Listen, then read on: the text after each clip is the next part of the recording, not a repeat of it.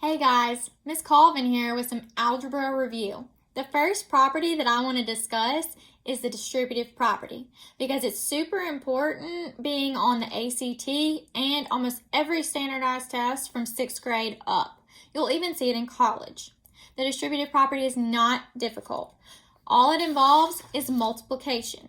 The distributive property just asks us to take whatever term is on the outside of a parentheses and multiply it times every term within a parentheses. So for our first problem, we have -6 parentheses x plus 4. Now, for the multiplication of the first terms, we have -6 times x. Whenever we are discussing this in class, I always say whenever you multiply a number and a letter, we just stick it together. So in other words, we're just going to have -6 times x, or in other words, -6x. You do have to carry that sign with you no matter what you're multiplying within the problem. So for our second part of our problem, we're going to have -6 times +4. So -6 times 4 is just -24.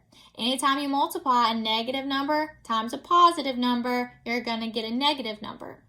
For our answer, we're just going to write down both of our answers to each multiplication as a whole answer. So in other words, we have -6x and -24. So that makes our answer -6x minus 24. It doesn't matter what order you write it in unless the problem specifies descending order, which is a whole different concept. So for this video, we're just going to say that even if you write it as -24 minus 6x, you're still correct. For the second problem that I want to go over, it involves fractions, which are pretty scary for students and maybe some parents. So for this problem, we have 1/3 parentheses 9, positive 9, minus 6x. So again, we're going to take that number or term, could have a letter on it. This one doesn't. It's just 1/3. We're going to take this term that's outside of the parentheses and multiply it times that first term within your parentheses. So here we have 1/3 times 9. Now we know that 1/3 times 9 is just 1/3 of 9, or in other words, 9 divided by 3, which is that +3 that we get our answer here.